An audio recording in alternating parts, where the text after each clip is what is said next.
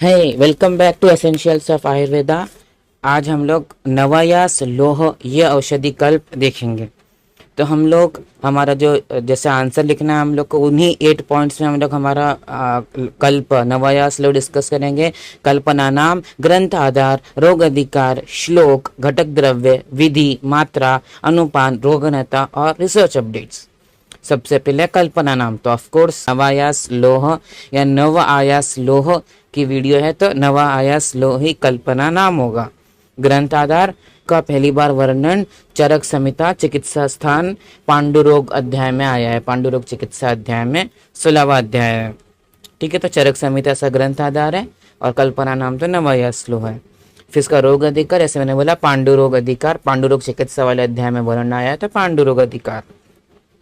श्लोक तो देखो, त्रिउष्ण त्रिफला, त्रिउष्ण शुंठी मरीच पिपली, त्रिफला हरितकी वितकी आम्लकी, मुस्ता विडंग चित्रक, समाह, तो इन सबको सम लेना है। त्रिउष्ण त्रिफला मुस्ता विडंग चित्रक। नवायोरज सो, ये नवायोरज बेसिकली लोह भस्म को रिफर किया है।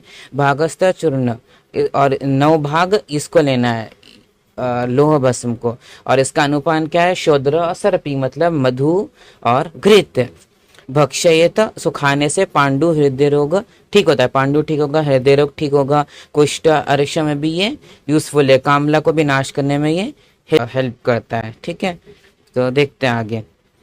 तो वही घटक द्रव्य जैसे उन्होंने जस्ट श्लोक में देखा, त्रिउष्ण शुंठी मरीच पिपली, त्रिफल हरितकी वितकी आम्लकी, मुस्ता विडंग और चित्रक, ये 3, और फिर अयोरज। ठीक है, अयोरज मतलब लोह भस्म 9 पार्ट्स।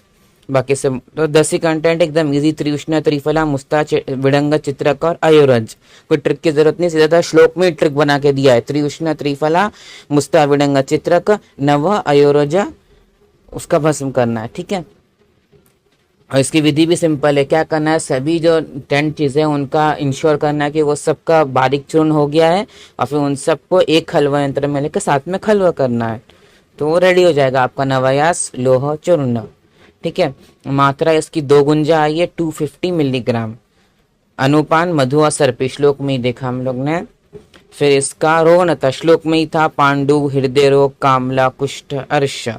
इसका रिसर्च अपडेट्स तो एकदम सिंपल है। इसकी जितने भी रिसर्च हुए वो क्या है? कंपैरेटिव एनालिसिस है। आयरन डिफिशिएंसी अनीमिया में कैसे ट्रीट होता है ना, with modern medicine, with different Ayurvedic medicine. तो आप इसके रिसर्च अपडेट्स गूगल स्कॉलर पे चेक करोगे तो सारी रिसर्च अपडेट्स किससे रिलेटेड है? पांडु रोग से related, iron deficiency anaemia, mostly comparative analysis ही है कि कैसे how we can make the Navayas loh more effective और how we can treat the पांडु रोग मोर इफेक्टिवली।